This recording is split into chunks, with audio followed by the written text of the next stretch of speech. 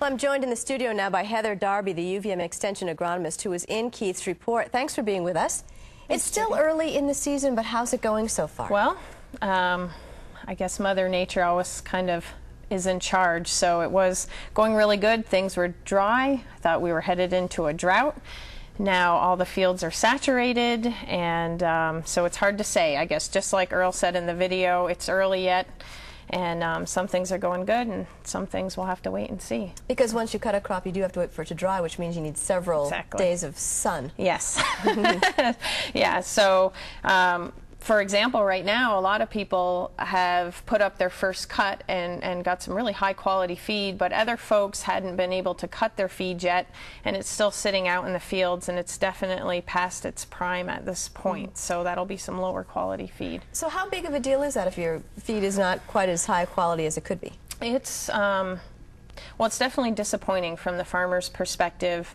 They want all of their feed to be the highest quality possible, and basically, as when you drive by hayfields and you see the grass head sticking out, that means that it's gone by, that it's past its peak quality, and it can go from, let's say, 20% protein down to 9% protein in that time frame, and the farmers are looking for 18% protein feed, so almost half the quality as they would have gotten if they harvested it earlier. So that means they're going to have to use supplemental feed. Exactly, yes. So in that case, if the farmer, if that's the only feed they have, then they're going to have to purchase grain, especially in the form of protein, such as soybean or canola meal, to feed their cattle, to supplement that low protein feed. So it can add some additional costs, and as we heard in the video, some really high costs this year. What about the farmer that we saw in the video who was putting his cows out to pasture? Yeah. Can everybody do that? Doesn't that help? I think we're starting to find again that with high energy costs, fuel costs,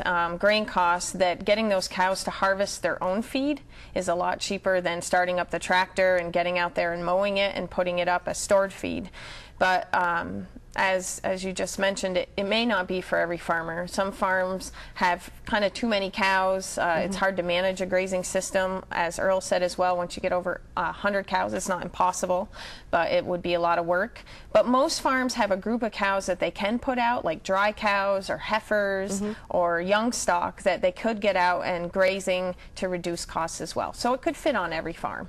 Now what about, you know, we talk about the timeline and getting the feed in and getting it stored and such. Hiring extra help an option for farmers? Or I guess that just is part of the ebb and flow of cost. Yeah. Well, I think what people are starting to reevaluate now is that, especially on some small farms that have small size equipment, it can take a month to harvest the first cut.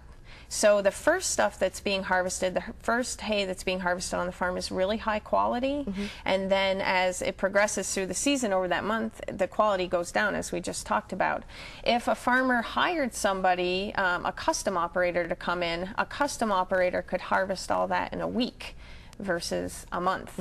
So it could keep a more consistent, high quality feed if they transitioned over to a custom operator. And again, that's going to really just depend on kind of the economics on the farm, and if it fits into the farm system. But that is an option a lot of people are starting to look at now. So each farm is individual? Each farm is very much very different organism. So all these decisions would have to be on a farm-by-farm basis. Now you're also involved in getting farmers to grow different kinds of grains. How's that going? Of course, the forage aspect, we encourage through the university that farmers in Vermont, they know how to grow good feed. We grow lots of great grass in Vermont, and so we want farmers to focus on that first, because that's what they know how to do. That's what they have the equipment to do. Some farmers are interested in growing their own grain to offset these high grain costs, but that brings a lot of challenges. There's a lot of interest out there. We've even started a Northern Grain Growers Association, and it's a group of farmers that are interested in growing grain. So there's a lot of interest, but there's a lot of challenges. What are some of the challenges as far as, you know, just the equipment that you're going to need, the land that you're going to need?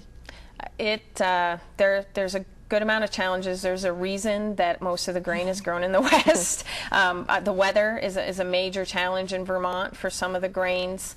But I think primarily right now what's holding people back is the infrastructure.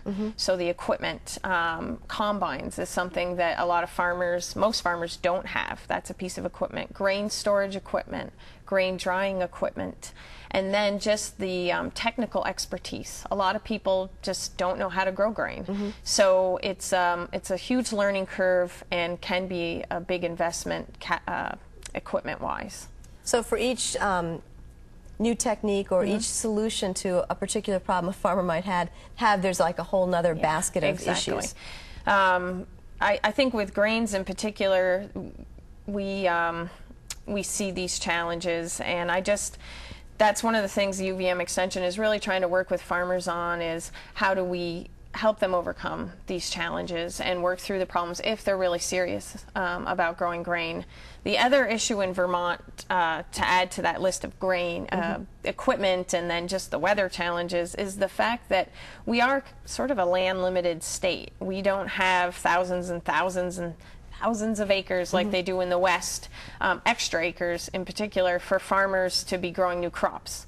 So sometimes on a farm, they barely have enough land for forages. Right. So where are they going to get the extra land if they want to grow grain? So that's also probably one of the major issues on a farm. You mentioned a lot of land out west. You can't help but think about the Midwest flooding and how many acres of farmland have been taken out of commission. I've been encouraging farmers, if they want to put in some soybeans or extra corn this year, that they should probably do that, because the Midwest is underwater, like we've seen on the news. They're predicting about a 30% crop loss, corn crop loss. From there, as of, this was a couple of weeks ago, it's gotten worse. And so the corn prices have already gone up and are going to continue to go up. So I think with that in mind, farmers here that can put in more corn and grains is probably a wise idea at this point. So farmers not only have to worry about what's happening on their own farm, they've got to be on top of what's happening across the country. Across the country, across the world. Like Keith said, the minute there's more demand in other countries, there's more exports of grain out of this country and other countries as well. We get a lot of our grain from Canada, and so if they have another market that maybe pays a little more, that's where that grain is going to go. So I think kind of the take-home message for Vermont farmers is, we need to learn how to be sustainable and a little maybe more self-sufficient in the state, trying to grow some of our own grain, really focusing on what we do best, and that's what, as others have said, is going to really help make the difference on our farms economically. Well, thanks, Heather. Well, tomorrow in part 2 of our series, we'll be looking at growing grains in Vermont. We'll visit a farm in Randolph where a type of grain is beginning to push through the soil, but getting the grains to grow is only part of the battle. So we'll be looking at the issues and talking further with Heather Darby. So Heather, thanks for being with us, and we'll see you again tomorrow. Thanks. That's our program for today. I'm Judy Simpson. We'll see you again next time on Across the Fence. For a video copy of today's program, call toll-free 1-888-ATF-3430.